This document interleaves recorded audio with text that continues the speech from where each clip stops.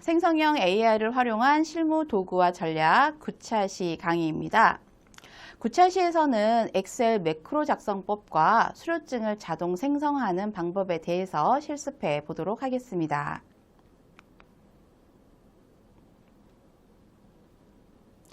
이번 시간에는 매크로와 VBA를 활용해서 수료증을 자동 생성하는 방법에 대해서 알아볼 예정인데요.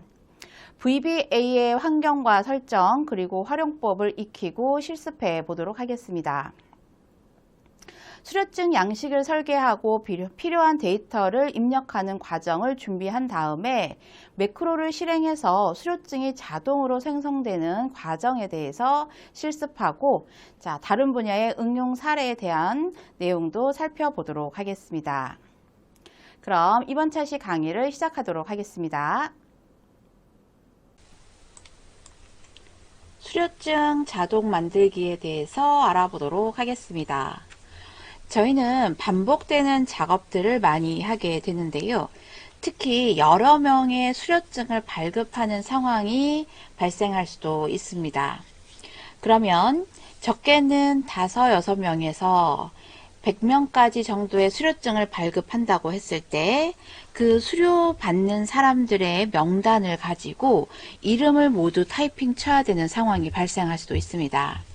이러한 부분을 챗GPT와 그리고 매크로를 활용해서 자동으로 생성하는 방법에 대해서 살펴보도록 하겠습니다. 먼저 저희는 파워포인트의 수료증 양식이 좀 필요한데요. 새로 만들기 부분에서 새 프레젠테이션 해 주시고요.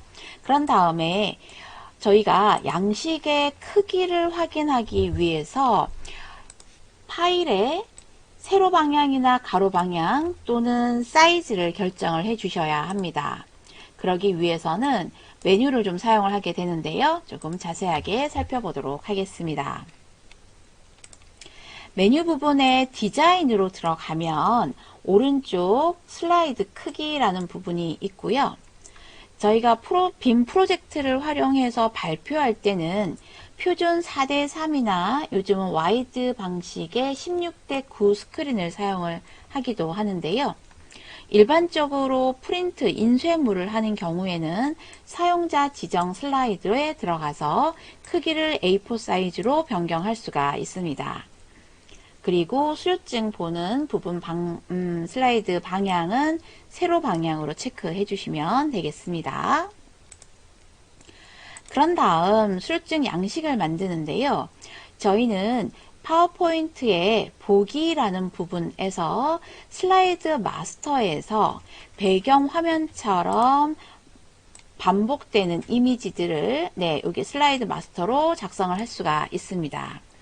이런 그림들은 양식이나 또는 이미지를 생성하는 미리 캠퍼스 사이트를 이용하셔도 좋을 것 같고요. 파워포인트 내에 있는 이미지를 사용을 하셔도 좋을 것 같습니다. 그런 다음에 기관의 로고도 들어갈 수 있게 하고요. 글자의 크기, 그 다음 수료증, 필요한 내용들을 반복되는 부분은 슬라이드 마스터에 인쇄하듯이 배경에 깔아 놓으시면 되겠습니다. 이런 부분들은 파워포인트의 기능 부분이니까 여러분께서 작성을 좀 해주시면 되고요. 이 영상과 함께 제공되는 예제 사이트를 예제 파일에서 가지고 오셔도 됩니다. 아니면 메타플레이스 랜드 사이트에서 자료실에서 다운로드 받으실 수 있습니다. 그런 다음에 메뉴를 추가하는 부분인데요. 이 부분은 실제 실습을 해 나가면서 설명을 해 드리도록 하겠습니다. 지금 보이시는 것처럼 먼저 수료증 양식 부분을 제가 만들어 놓았습니다. 챗GPT한테 한번 물어보겠습니다. 슬라이드 마스터를 사용하는 방법에 대해서 설명해 줘 할게요. 파워포인트 슬라이드 마스터를 사용하는 방법입니다. 저희는 슬라이드 마스터 부분을 사용을 하게 되면 수료증이라는 글자가 지금 보이지만 얘를 편집하거나 움직일 수 있는 상황이 아닙니다. 자, 말씀드렸듯이 이 부분은 배경과 같이 인쇄된 부분인데요. 슬라이드 마스터가 어떤 것인지 챗 GPT랑 한번 살펴보도록 하겠습니다. 슬라이드 마스터는 프레젠테이션 전체에 일괄된 디자인을 설정합니다. 라는 부분인 거죠. 제목, 글꼴, 색상, 배경 등 한 번에 수정하고 적용할 수 있는 것인데요. 보기 탭에 슬라이드 마스터를 클릭합니다. 자, 메뉴까지 설명을 해줬어요. 그러면 저희는 보기에서 슬라이드 마스터를 눌러서 현재의 페이지 있는 부분에 마스터 모드로 들어갑니다. 왼쪽에는 여러 슬라이드의 레이아웃이 표시가 되고 맨 위에는 슬라이드 마스터, 메인 슬라이드가 되는 것이죠. 자, 이 부분을 수정하기 위해서는 마스터를 선택을 하면 프레젠테이션 전체에 영향을 미치는 스타일로 작성을 할 수가 있다라는 것입니다. 자, 그래서 저희는 이렇게 양식을 하나 가지고 온 것이고요. 양식 부분이 있는 거 확인하셨죠? 수료증 부분에 그 다음 로고도 다른 것으로 바꿀 수가 있습니다. 전체 색상이나 글꼴, 원하는 위치 등도 변경할 수가 있는 것이죠. 자, 그렇다면 이렇게 저장을 한 다음에 마스터 저장을 하면 마스터 보기, 닫기 하시면 됩니다. 슬라이더 마스터 탭에 마스터 보기 닫기를 클릭합니다. 라고 되어 있는 거죠. 자, 그래서 저희는 여기 부분, 자, 여기 클릭 안 되죠? 클릭 안 됩니다. 자, 그리고, 자, 나머지 부분들은 저희가 2024년 몇 호에, 그 다음 수료증 번호, 참가자, 교육기간은 여기 삽입 탭에 텍스트, 가로 텍스트 상자를 이용을 해서 위치와 글꼴 텍스트 부분을 넣었습니다. 자, 그런데 여기에서 중괄호 있는 부분을 지금 좀 관심 있게 봐주시면 좋을 것 같은데요. 일부러 저는 교육기간을 11월 1일부터 11월 2일까지 픽스시켜서 그냥 타이핑을 쳤습니다. 그런데 이 중에서 수료증 번호는 2024년 1호부터 시작해서 2호, 3호 늘어날 것이고요. 참가자의 성명도 바뀔 것입니다.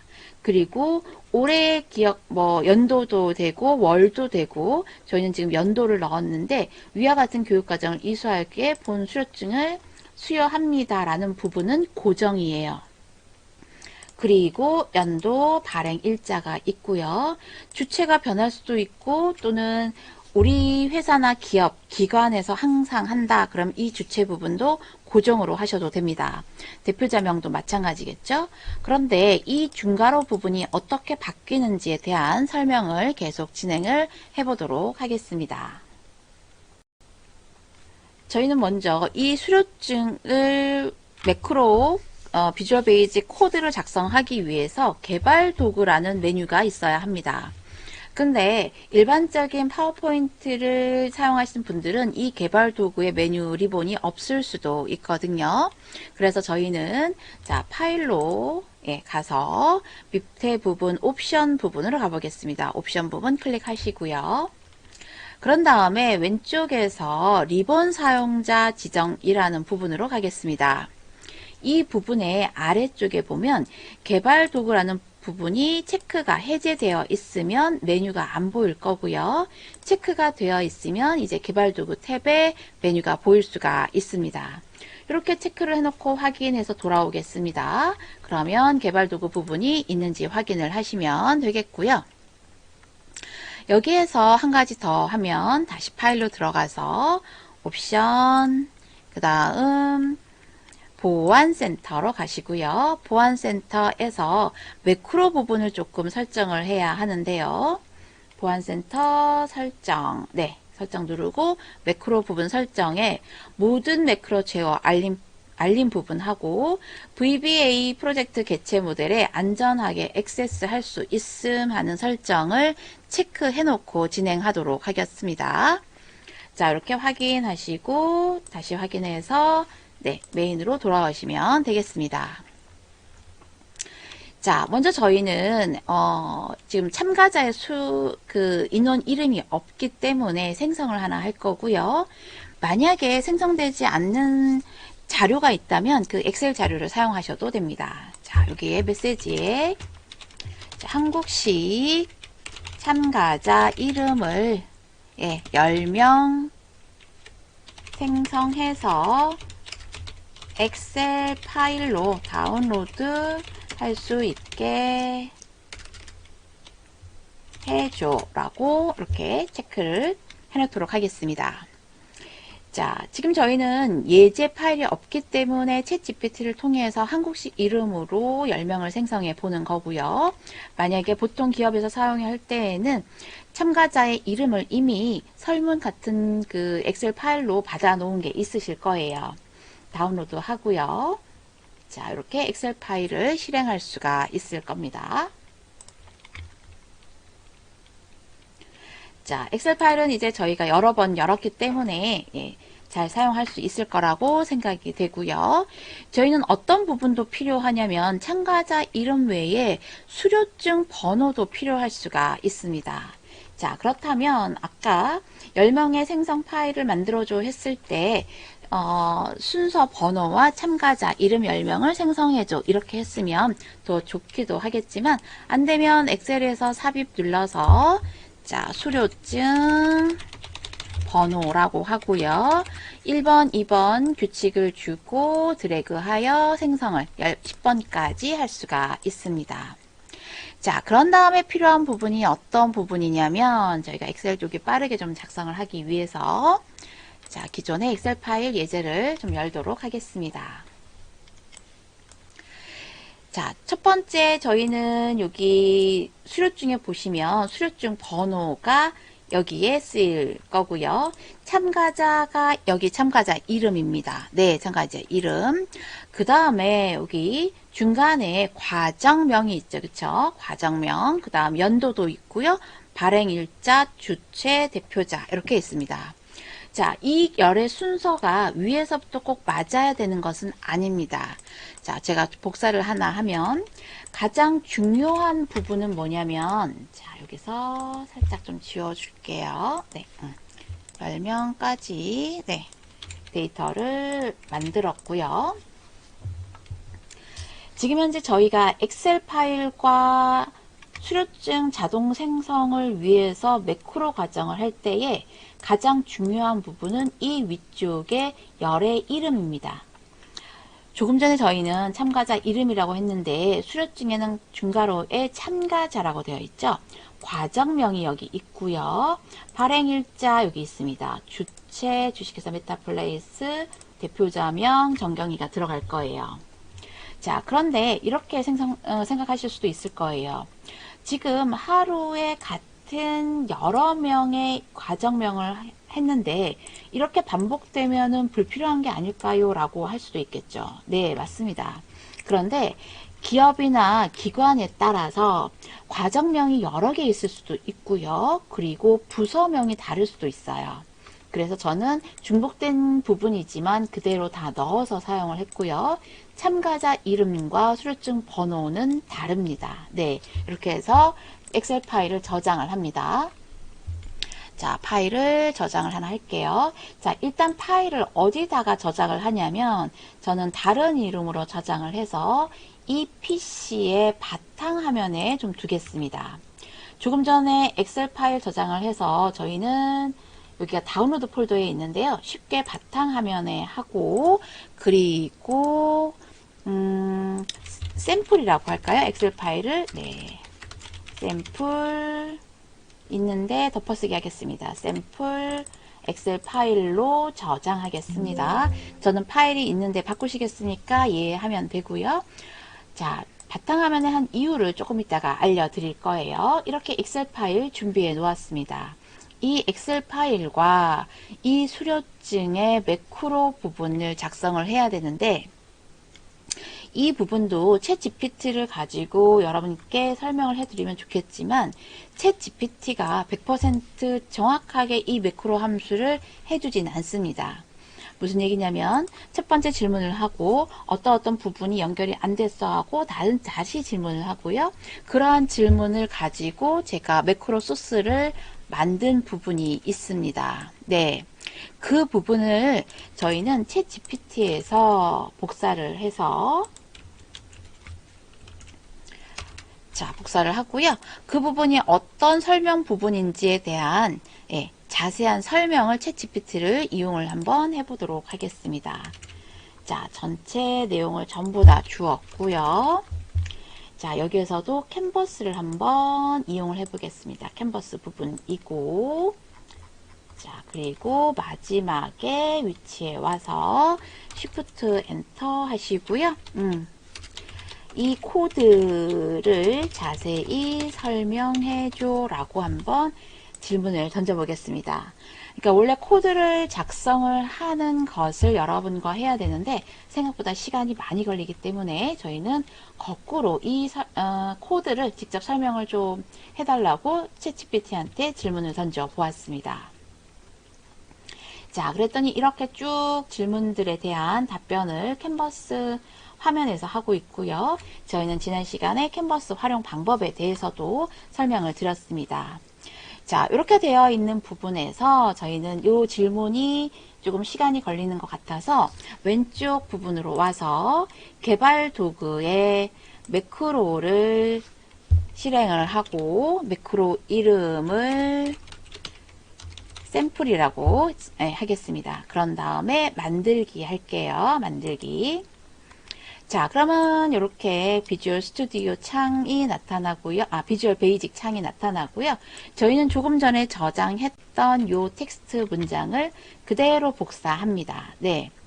자, 이렇게 복사를 한 후에 여기 부분은 닫아 주셔도 되고요. 자, 수정해야 되는 부분이 살짝 있을 때는 다시 비주얼 베이직 창을 열으시면 됩니다. 자, 오른쪽에 아직 지금 코드가 좀 길다 보니까 설명을 계속 해 나가고 있는데요.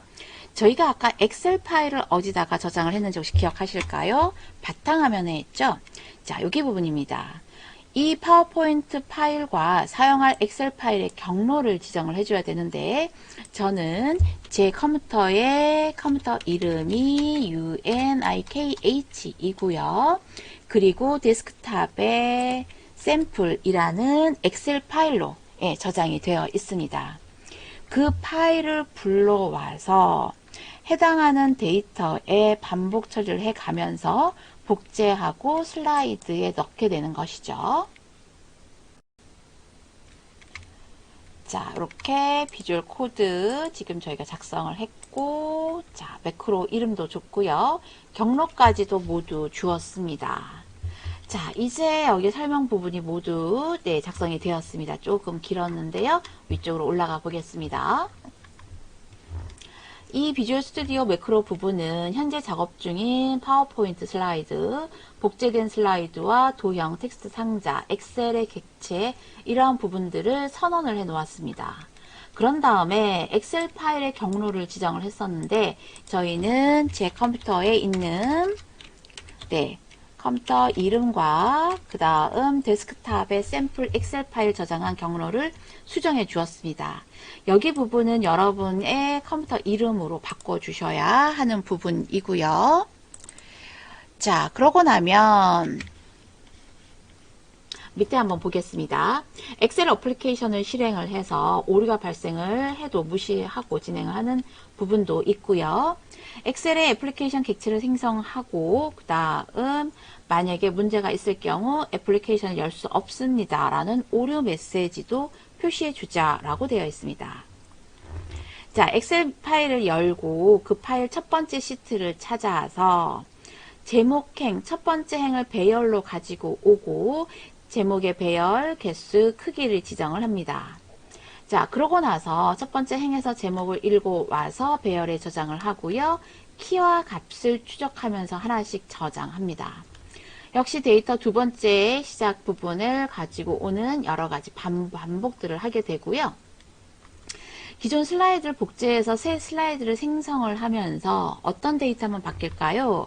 과정명, 연도, 발행 일자가 엑셀 파일의 한 행의 데이터를 가지고 오고 그리고 자리, 표시자, 형식, 생성 등을 찾으면 우리는 이 연도와 발행 일자에 맞는 데이터를 가지고 옵니다.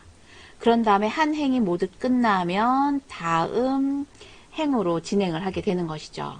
모든 슬라이드가 다 됐다라는 얘기는 엑셀의 모든 행을 한 번씩 다 데이터 처리를 했다라는 뜻이고요. 슬라이드 생성 및 데이터 입력 완료라는 메시지도 주자라고 하는 부분입니다. 자, 이런 코드를 작성하는 부분은 아까 말씀드렸듯이 한 번에 되지 않는 경우도 있습니다. 전문적인 어떤 지식 부분도 있어야 하고, 그 다음 오류가 발생했을 때 그 오류 부분을 정확하게 짚어서 다시 질문하자고 그 프롬프트 작성 방법 때 설명을 드렸었죠. 그런 과정을 몇 번 거쳐야 조금 완성된 프롬프트를 저희가 만들 수도 있습니다. 다른 강의나 유튜브 강의를 보셔도 아마 그런 경우가 많을 거예요. 최적화된 질문을 만들어 놓았습니다. 라는 멘트이거든요. 마찬가지로 여러 가지의 형식을 그리고 상황을 보면서 이 스크립트를 만들어서 내가 원하는 데이터가 나올 수 있게 만들어 놓는 거예요. 이렇게 한번 만들어 놓으면 어떤 데이터든 자동으로 생성을 할 수가 있다라는 거죠. 그렇다면 한번 보겠습니다. 비주얼 베이직 소스 프로그램 봤었고요. 매크로 부분을 다시 들어가서 조금 전에 저희가 만들어 놓은 코드를 실행을 합니다. 네, 실행 한번 눌러 보겠습니다.